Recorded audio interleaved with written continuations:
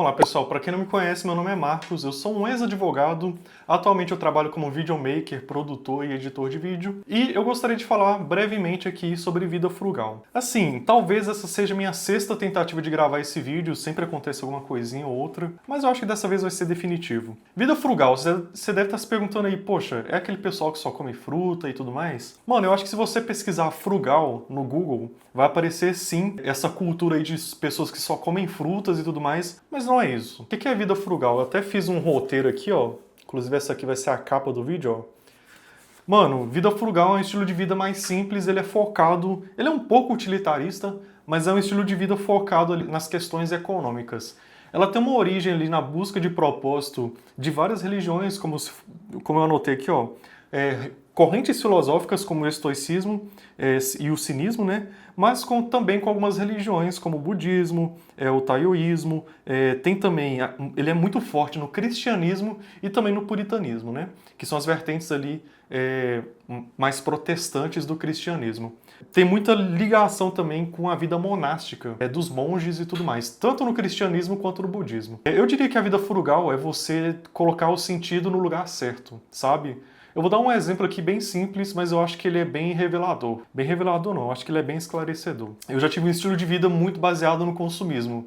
E eu acho que na nossa geração existe muito disso. Você é incentivado a não olhar muitas questões econômicas e comprar o que está na moda, comprar o que é novo, comprar sempre o celular melhor, sempre a roupa melhor, o que está na moda, né?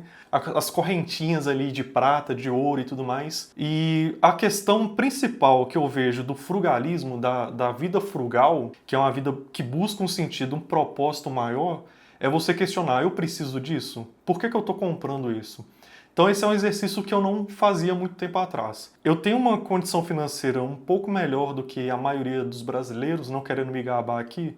É uma contestação factual, né? Isso é um fato. E bom, eu era um cara muito consumista. Eu gastava muito dinheiro e existiam meses que minha fatura estava ali em torno de 7, 8, 9, até 10 mil reais. E eu ficava me questionando, mano, tanta coisa que eu comprei aqui, por que eu comprei? Depois de um tempo que eu vi a coisa lá jogada na minha cama e não tinha mais utilidade pra mim, eu ficava me questionando, poxa, eu comprei na emoção, ou então eu comprei porque eu estava ansioso, sabe? E eu acho que isso é uma das coisas que pesa muito no Brasil. Enquanto outras culturas ocidentais dá ali uma aula de economia doméstica para os seus cidadãos, o Brasil ele segue uma vertente um pouco diferente. Então, por exemplo, os jovens dos Estados Unidos que iniciam a vida, eles já têm um conhecimento ali de investimento, eles têm uma consciência de que o trabalho deles deve ser utilizado para melhorar a sua qualidade de vida, não o seu estilo de vida, a qualidade de vida, está muito impregnado nessas culturas, enquanto no Brasil a gente não tem muito essa questão de fazer uma reserva. Mano, por exemplo, a primeira vez que eu escutei sobre reserva de emergência, eu devia ter escutado isso no ensino médio. Mas eu escutei ali por meus 22, 23 anos, sabe? O que é uma reserva de emergência? Mano, no dia a dia de um adulto, mano, sempre vai acontecer de ficar doente, de acontecer um imprevisto, você ter que pagar uma coisa a mais, entendeu? Então, se você tivesse uma reserva de emergência, a emergência são essas situações. Você ficou ali doente uma semana, você vai ter provisões para sustentar você durante essa semana, entendeu? Então, assim, isso é uma coisa que no Brasil não existe culturalmente. Então, por exemplo, dentro dessa questão da vida frugal, ao invés de você gastar para agradar os outros, para estar na moda ou para atender sua ansiedade consumerista ali, você vai questionar tudo que você está comprando. Esse alimento que eu estou comprando agora, eu estou com fome realmente? É para sustentar a minha casa? Ou é só um doce ali que eu estou ansioso no momento e eu vou comer e tudo mais, sabe? Você critica, se reflete ali a necessidade real de comprar algo. E eu vejo muito isso na minha rotina como videomaker. Eu já comprei tantos equipamentos que depois eu percebi que eu comprei no impulso, sem pesquisar muito antes, que passou ali 3 meses eu não usei o equipamento, e era um equipamento caro, e passou um tempo eu tive que vender, porque eu não utilizava, entendeu? São situações onde eu poderia ter refletido mais, controlado mais a minha ansiedade, ao invés de sair comprando. Existem 3 pontos principais da questão da vida frugal que eu acho importante contextualizar aqui. Então vamos lá. Acho que os 3 pilares da vida frugal vou falar um aqui que eu anotei, ó. Glorificação de Deus através do trabalho, que seria a vocação. Isso tem um pezinho no calvinismo. Eu não sei se vocês conhecem João Calvino, mas ele é um reformador da Igreja Católica que ele relatava muito, ele falava muito da vida frugal. Eu sou calvinista, para quem não sabe, eu sou um cristão calvinista, então eu sigo isso daqui. Atualmente eu estou seguindo mais, que eu estou parando para refletir. E ele fala o seguinte, ó: para Calvino, todo trabalho é honesto, não apenas os dos padres ou dos monges, porque na época dele existia essa questão de que só os padres e os monges, eles tinham essa dignidade, eles estavam vivendo ali para Deus e tudo mais, mas não. Ele mudou ali o conceito de vocação. Ele falava assim, ó: vocação é um chamado de Deus. Trabalhar diligentemente em sua profissão era uma forma de servir e glorificar a Deus. Mas vou dar um exemplo aqui.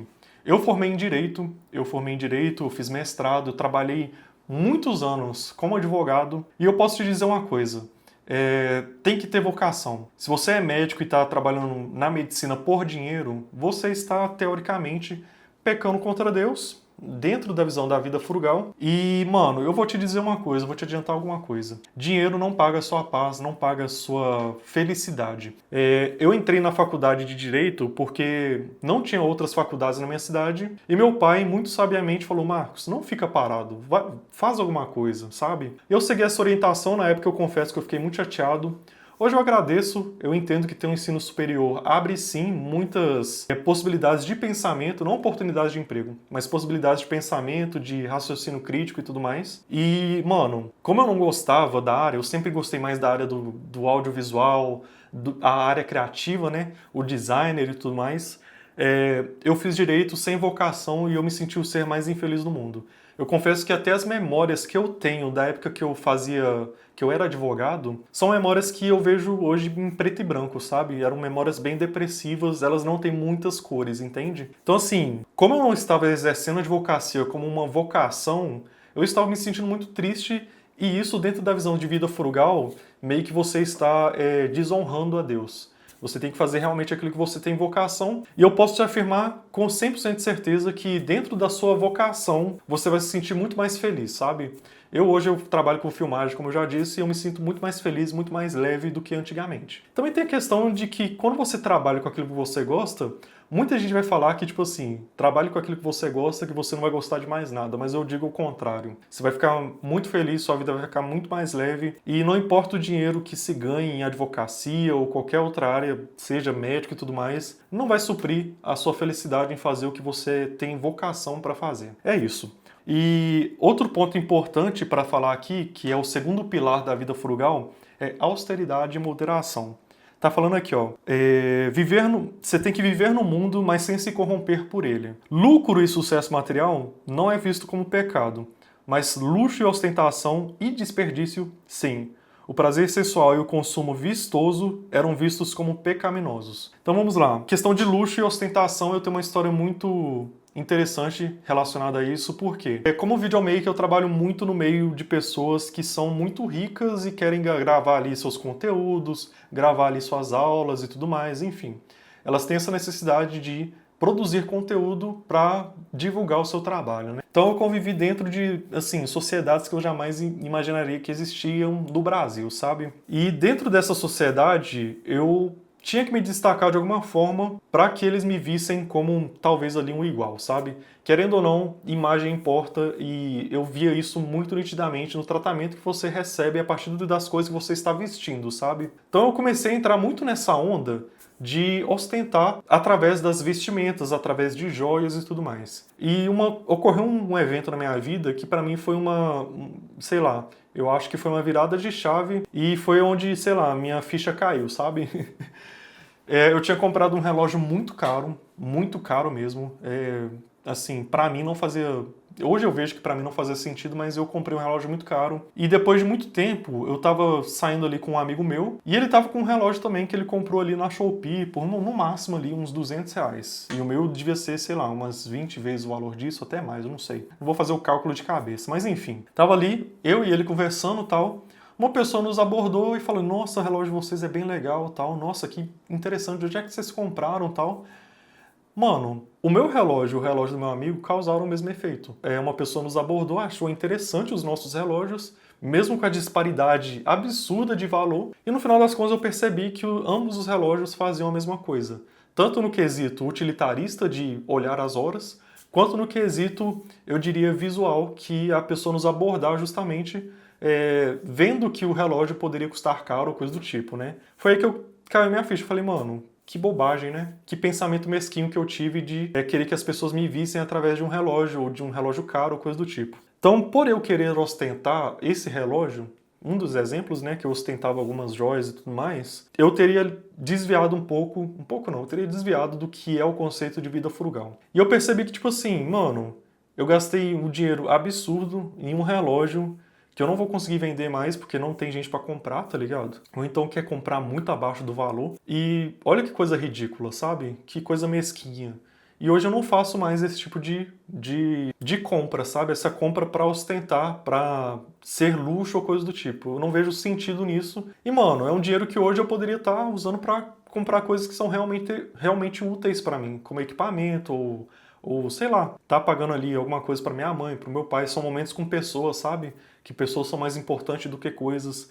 Então, assim, por eu ter ostentado esse relógio, e mano, teve outras situações relacionadas a esse relógio que eu comprei justamente para ostentar, que eu vejo que hoje é uma situação muito mesquinha, eu não faria isso de novo. Então, se você comprar um relógio, tá, vou comprar um relógio para ver as horas e tudo mais, ok. Comprar para ostentar ou para exibir uma vida de luxo é algo que a vida frugal repugna e, convenhamos, é repugnante mesmo. Tipo, imagina, você poderia usar esse dinheiro para pagar suas contas e ficar tranquilo, tá ligado? Ou então usar esse dinheiro para deixar na sua reserva de emergência e você viver tranquilamente. Então, uma vida de ostentação e de luxos é condenável na vida frugal, né?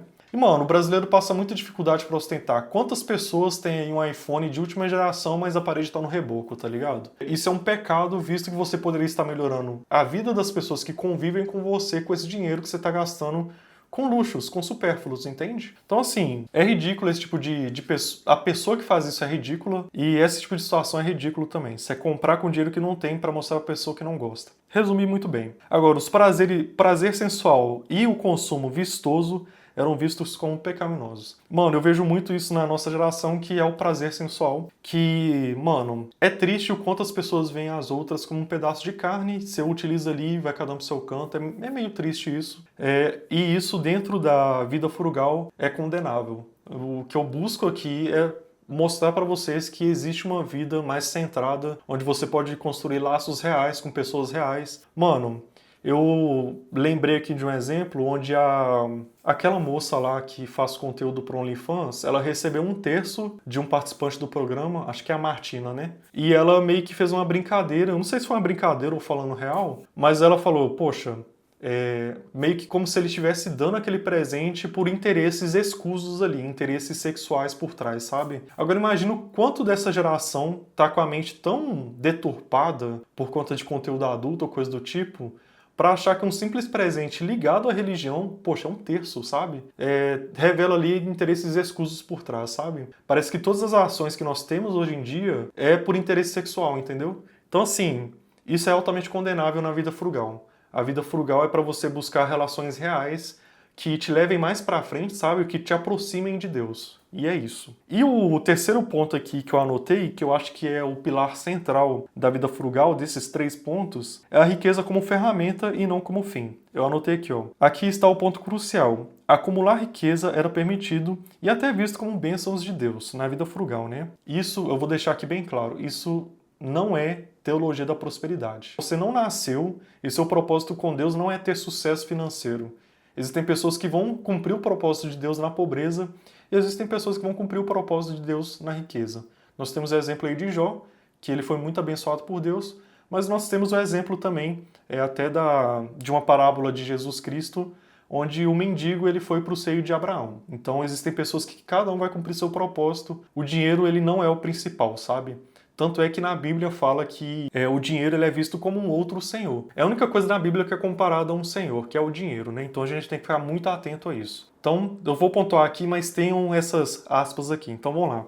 Riqueza era permitida, é até visto como bênção de Deus, mas essa riqueza não deveria ser gasta em prazeres egoístas. Ela deveria ser, primeiro, reinvestida no negócio para gerar mais prosperidade. Então você não vai gastar o seu dinheiro com coisas supérfluas, você vai reinvestir ele, poupar para garantir estabilidade à família e à comunidade. Então o seu dinheiro ele deve, além de ser reinvestido, ele deve ser poupado, guardado ali para ter uma vida segura. Por exemplo, alguém fica doente na sua família, o provedor da sua família fica doente, ele tem ali uma reserva para manter a família durante um bom tempo, sabe? O ideal, pelo que falam da vida frugal, é você ter o que você ganha em um ano guardado. Então o ideal é isso. O ideal, sabe? Pode ser um pouquinho a mais, um pouquinho a menos, não tem problema. E o terceiro ponto, dentro desse terceiro ponto, é usada para ajudar os outros através da caridade. Então a caridade também é um ponto central da vida frugal. E aqui eu estou falando de caridade, mas é uma caridade bíblica também. A mão esquerda não pode saber o que a mão direita faz e vice-versa. Então se você for fazer caridade, não ficar ostentando isso, não ficar falando isso, porque caridade que é divulgada, ela não é pela caridade em si, ela é para promoção pessoal. Então esses são os 3 pontos principais da vida frugal, né? E, mano, uma coisa que eu anotei aqui que eu acho importante, ó, existem 2 formas principais para a independência financeira.